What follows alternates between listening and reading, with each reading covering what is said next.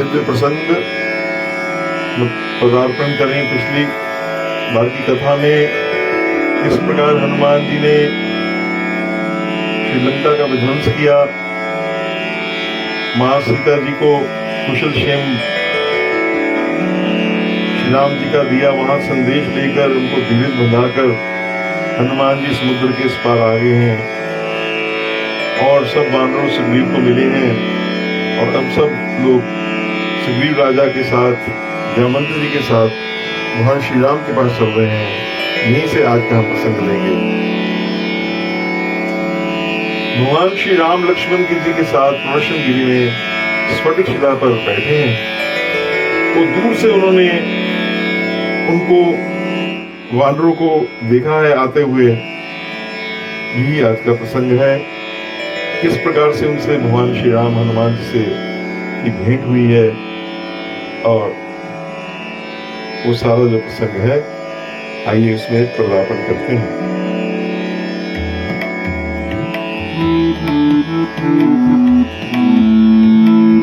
श्री राम जय राम जय जय राम, श्री राम जय राम जय जय राम। राम कपिन जब देखा,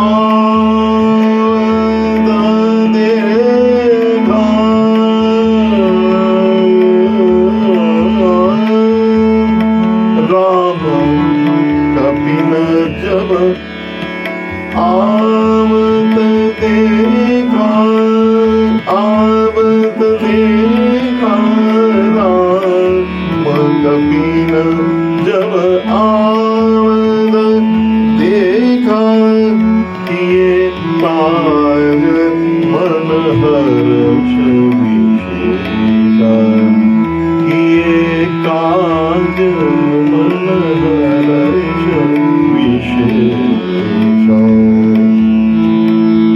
राम कपि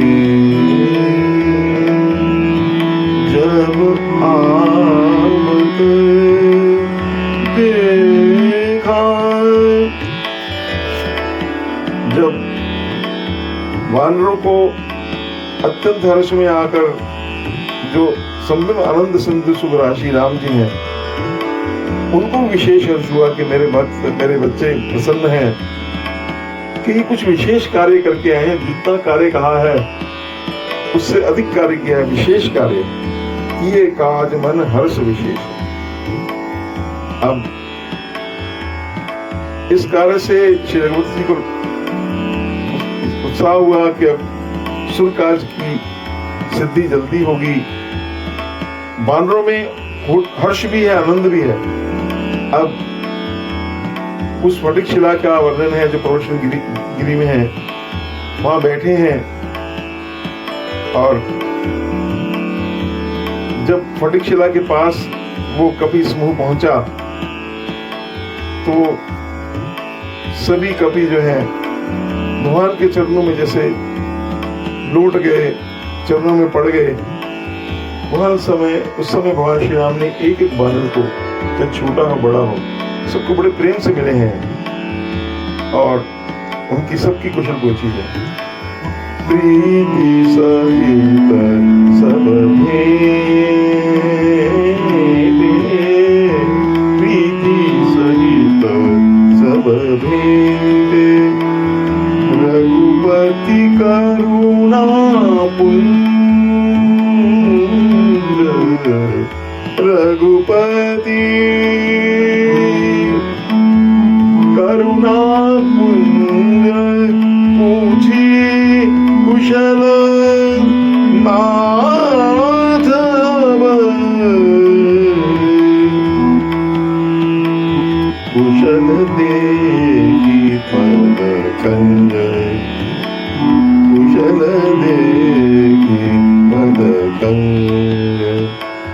उस समय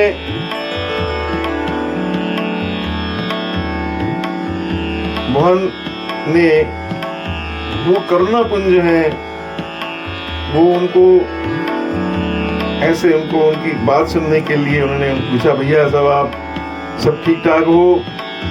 और उन्होंने बानरों ने ये कहा कि आपके चरण कमल के दर्शन से ही है नाथ, अब हम सब कुशल हैं, हमारा सारा थकावट, हमारा सब श्रम हट गया, सब मिट गई थकावट। तो उस समय जामवंत जी जो है, जो सबसे ब्रह्मा जी के अवतार हैं, सबसे बड़े हैं, उन्होंने बात शुरू करी। जामवंत कह सुनु रघुराया, जामवंत कह सुनु रघुराया, जामवंत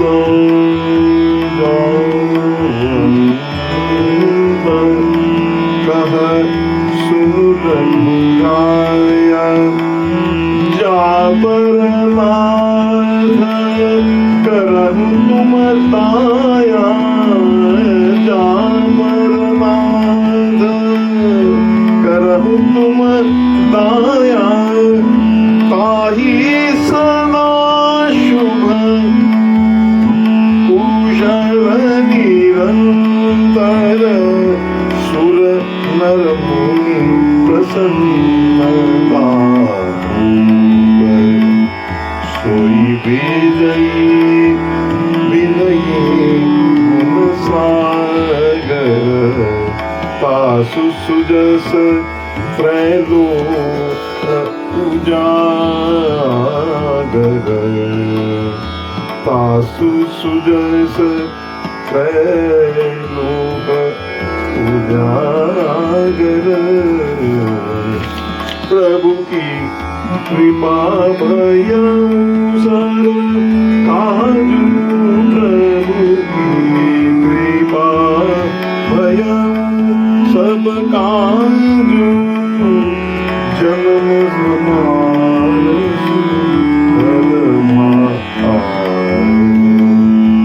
नाथ पवन सुत कीनी जो करनी, नाथ पवन सुत कीनी जो करनी, सहस मुखन जाई सोवरणी, पवन तनय गे चरित सुहाए,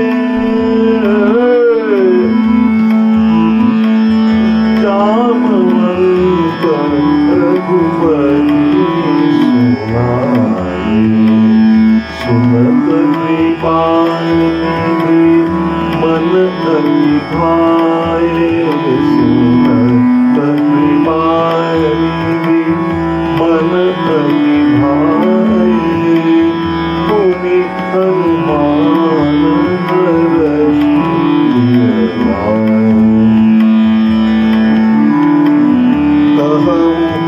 तात कही भांति जानकी, रहति करति रक्षा सम्मान की,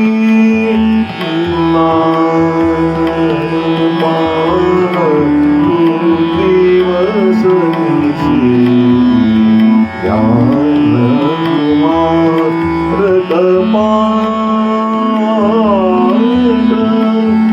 लोचन निज पद जंग्रिदा, लोचन निज पद जंग्रिदा,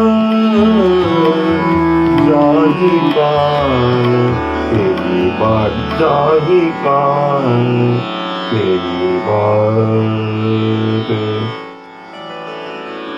तो उस समय जामवंत जी ने भगवान को कहा, सुनो हे राम जी,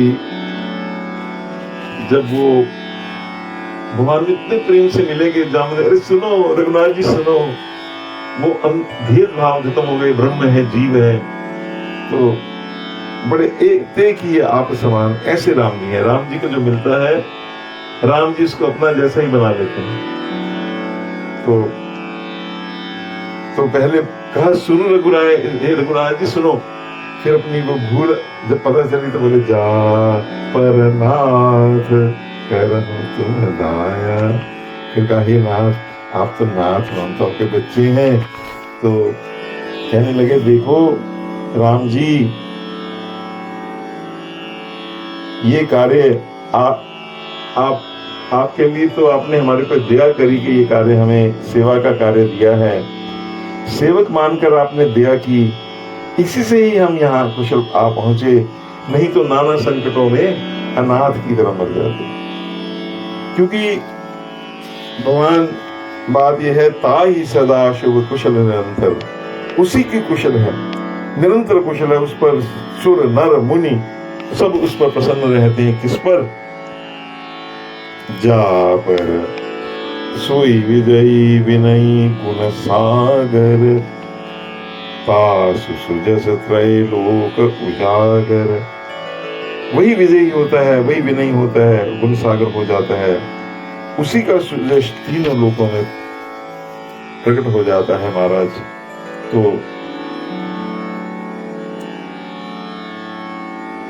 इसलिए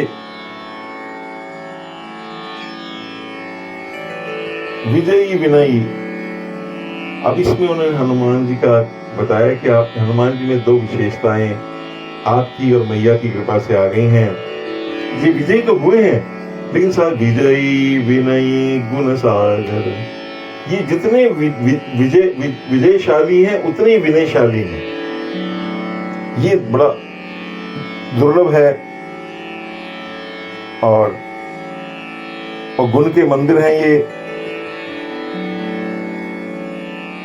तो सीता जी ने इनको अपना सुत कहा है। और भगवान बात यह है, प्रभु की कृपा भयउ सब काजु। हे राम जी, आपकी कृपा तो आप ही की समान है, सर्वसमर्थ है। तो इसलिए हमारा सबका जन्म सफल हो गया।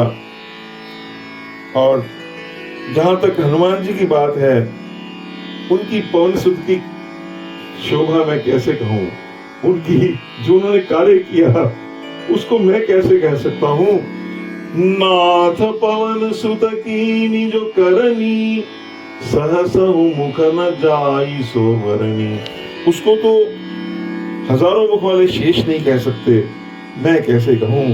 क्योंकि जैसे भगवान के चरित्र तर्क से नहीं अतर्क हैं, अपार हैं, अगाध हैं, उनका वर्णन नहीं कर सकता। उसी प्रकार आपके हनुमान जी जो रामदूत हैं, आपके प्रतिरूप हैं हनुमान जी, उनके चरित्र कैसे कहूं महाराज।